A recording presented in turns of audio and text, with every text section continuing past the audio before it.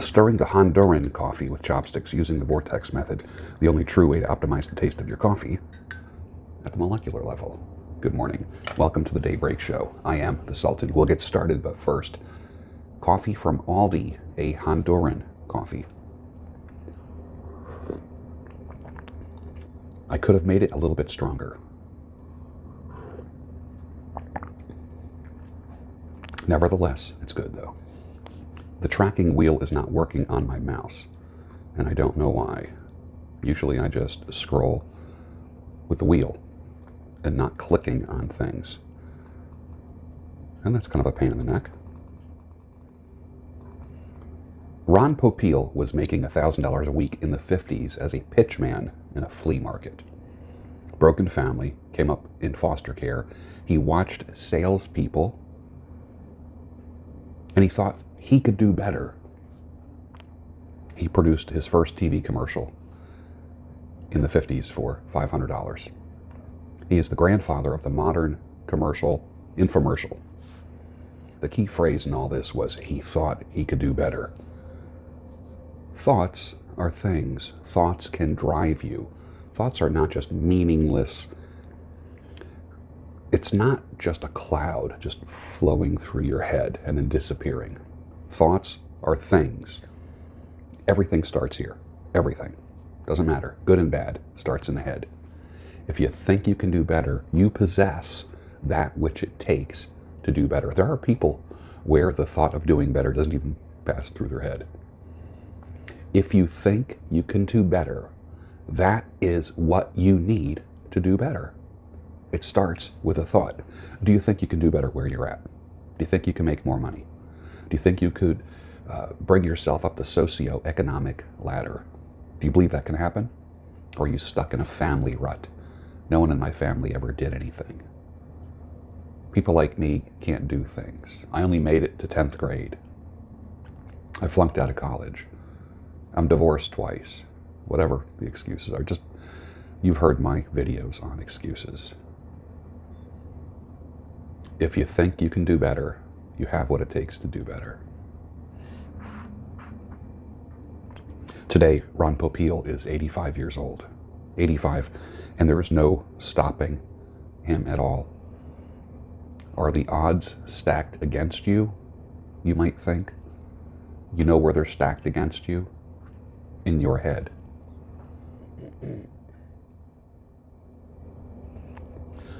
My grandpa, he's 95, and he keeps on dancing. He's still alive. My grandma, she's 92. She loves to dance and sing some too. I don't know, but I've been told if you keep dancing, you'll never grow old. From the Steve Miller Band. You remember that song? My mother would say when I was a kid, if I wanted to do something that sounded like what other people were doing, she would say, if everybody jumps off a bridge, you gonna go jump off a bridge? And that was her way of encouraging individuality and not conformity. If everybody goes and jumps off a bridge, you gonna jump off a bridge? Is there a modern equivalent of that? How would you encourage individuality in people and not conformity? I am a firm believer that whatever country you live in, you should be thinking that that country should be first. As an American, my opinion is America should be first. We need to take care of Americans before we take care of anyone else. And in your country, the same thing. Wherever you are, take care of your own people first. The problem is when your country starts giving your money to things that don't benefit you, then you have a problem.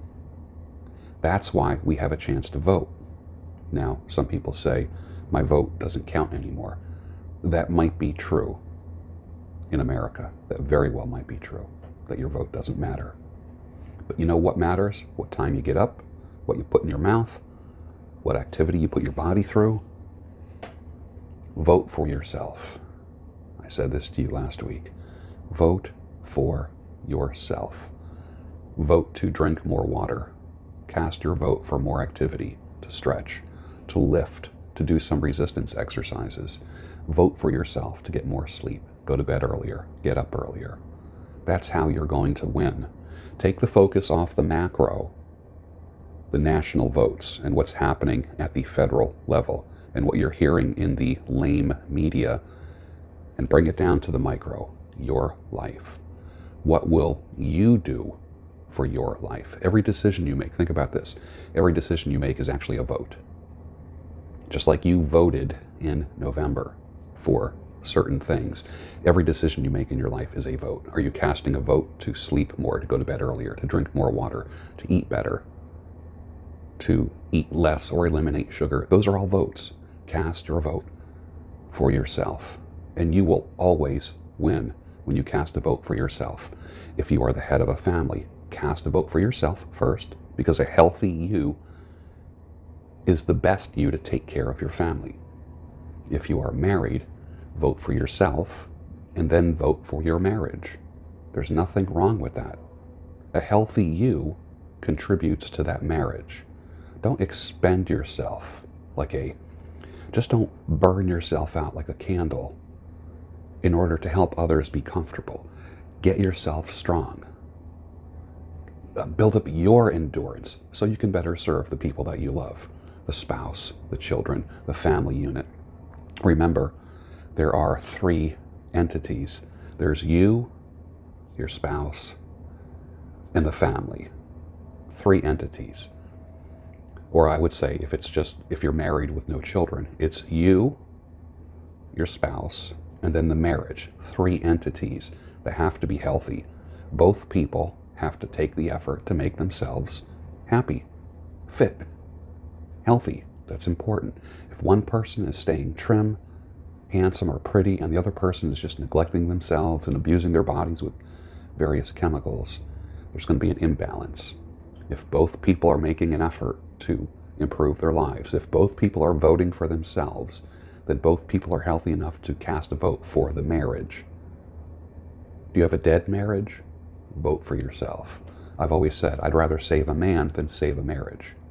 When I save the man, 9 times out of 10, that marriage can make a comeback. When I try to save the marriage, then I'm what's the word? I'm being intrusive in someone else's life. For instance, when it comes to saving a marriage, you need both partners.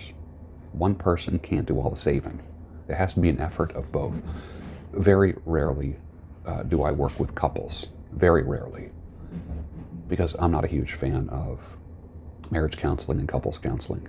Because usually it's the idea of one person and not both. And always one party is kind of reluctant and dragging their feet. That is why I made the decision a long time ago, save the man, not the marriage. Here is something that I'm going to do that I have never done in the morning show, I don't believe. I'm going to open up a box.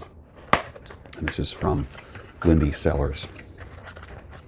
The box smells really nice. And in it there's a card and a couple things I'm going to show you.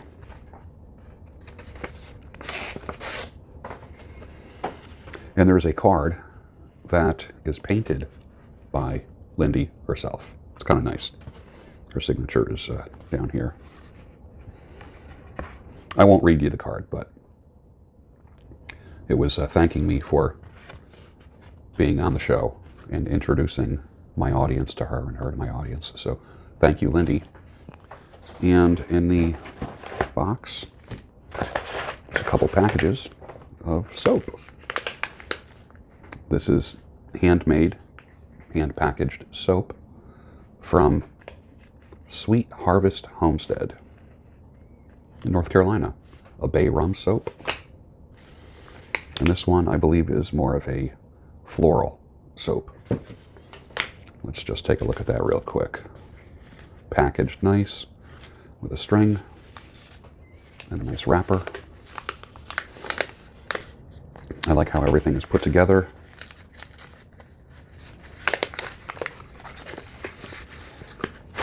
I'm a big bay rum fan. Magnificent, masculine, strong. Smells like Old Spice, which is based upon the bay rum, the original bay rum scent. It's beautiful. Thank you, Lindy. I appreciate the package, appreciate the card. and you are true to your word about sending thank you notes, and that's wonderful. There's nothing like a handwritten note. You know, this could have been done typed up on the PC, printed out on a printer, and a note inserted in a card. But you painted the card, signed the card, and wrote with your hand a note for me with a pen. That's wonderful. Thank you. And some people wonder why I like a woman like Lindy Sellers. It makes a lot of sense, doesn't it? And with that, finish your coffee, and I'll see you tomorrow on the Daybreak Show, your home of sanity, clarity, and reason.